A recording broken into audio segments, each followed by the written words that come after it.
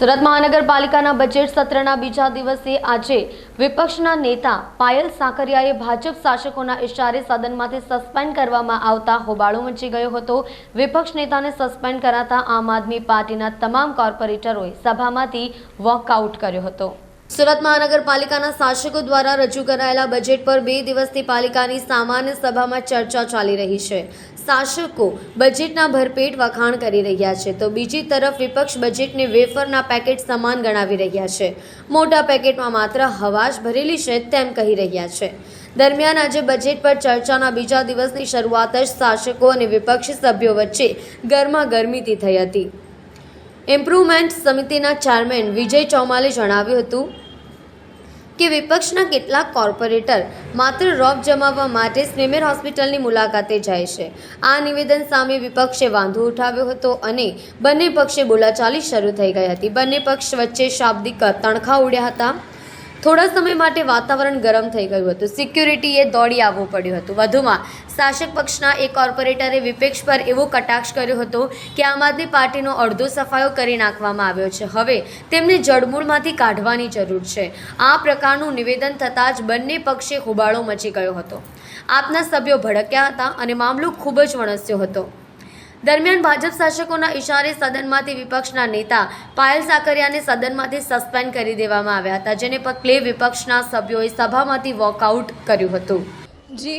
છેલ્લા 3 વર્ષથી વારંવાર જ્યારે બજેટ આવે, સામાન્ય સભા આવે, અગાઉથી સમય મર્યાદા બાંધી દેવામાં આવતી હોય તો શા માટે સમય મર્યાદા બાંધવી પડે? 8,000 કરોડના બજેટો હોય અને એ બજેટની ચર્ચા 10 મિનિટમાં કોઈ પ્રતિનિધિ કેવી રીતે કરી શકે?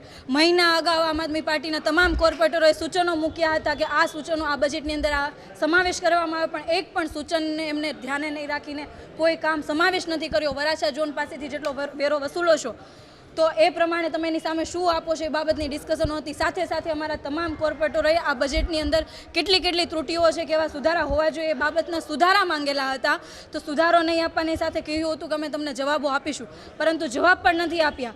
સાથે જ્યારે અમે વિકાસની વાત કરતા હોય અને આવનારા સમયની અંદર જે લાખો કરોડોના પ્રોજેક્ટ સુરત મહાનગરપાલિકાને માટે મૂકવાની વાત હોય તો એ પ્રોજેક્ટ પાછળના જે ખર્ચાઓ, ભવિષ્યનું પ્લાનિંગ, આ તમામના અભાવના કારણે જ્યારે સુરત મહાનગરપાલિકા આવનારા સમયમાં દેવામાં ડૂબી જવાની હોય એ બાબતની જ્યારે રજૂઆતો કરતા હોય ત્યારે આ ભારતીય જનતા પાર્ટીના શાસકોથી સંભળાતું નથી। માત્ર ને માત્ર પ્રધાનમંત્રી, મુખ્યમંત્રી એમના વખાણ કરો તો એ 5 કલાકનું પણ ભાષણ સાંભળી લેશે, પરંતુ જ્યારે કચરાકાંડની વાત કરો, તમે કરોડો રૂપિયામાં ડૂબી જવાની વાત કરો, હાલની પરિસ્થિતિ સુરતની એવી છે કે મહેકમ 51% પાર ઓન પેપર બોલે છે અને મહેકમ 50% તો હજી ભર્યું નથી, તો તમામ નિમણૂકો કરે તો 60%થી ઉપર મહેકમ થાય, તો અત્યારે હાલની પરિસ્થિતિમાં સુરત મહાનગરપાલિકા દેવામાં છે। તો કઈ રીતના ભવિષ્યના પ્લાનિંગ, 50 વર્ષના પ્લાનિંગ કઈ રીતના કરે છે? કોઈ આયોજન નથી અને આ કારણે સુરત મહાનગરપાલિકા આવનારા સમયમાં દેવાળું ફૂંકશે જ।